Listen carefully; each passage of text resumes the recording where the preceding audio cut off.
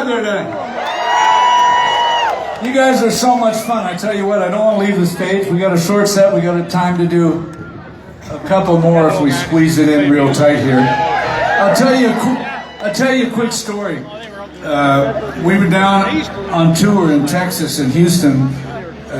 Came into town in Austin, Texas, about a night before we had to play, and I said, my piano player said, "Come on, let's go down and find a bar, find a blues band. Let's hear somebody play. You know, we got a night off." So we walked in this tiny club, no stage, just a little narrow 25-foot bar, and there was a trio playing, a guy with a Stratocaster and a drummer and a bass player. And I was just blown away. I thought, this guy's the greatest guitar player I've ever seen. So that was Stevie Ray Vaughan. So it turned out that the next night we were playing a very big club that we were booked in, and we were playing with Stevie, and we got to know each other and had a marvelous evening.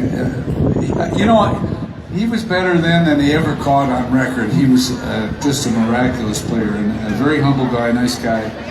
So the next day we had to fly back to Toronto for the Juno Awards.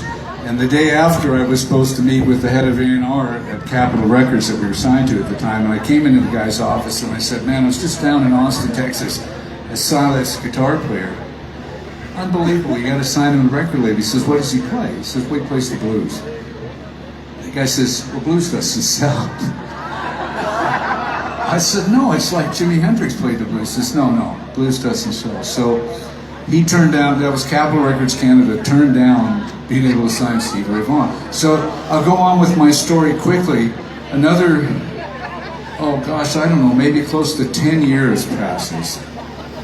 And I came back to the same guy at the same record company. I said, "You know, you turned down Stevie Ray Vaughan.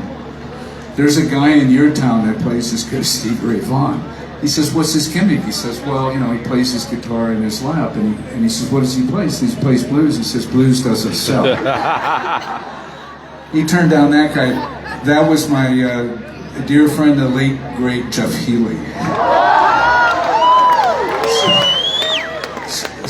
So much for Capitol Records. Anyway, do you remember that movie with Patrick Swayze, Roadhouse? And Jeff was the band in the Roadhouse, right? So they played a Powder Blues tune. Jeff played a Powder Blues tune. We were good friends at the time, and so he played "Hear That Guitar Ring" in that movie. So I want to dedicate this to my two late friends, Stevie Ray Vaughan and Jeff Healey. It's called "Hear That Guitar Ring."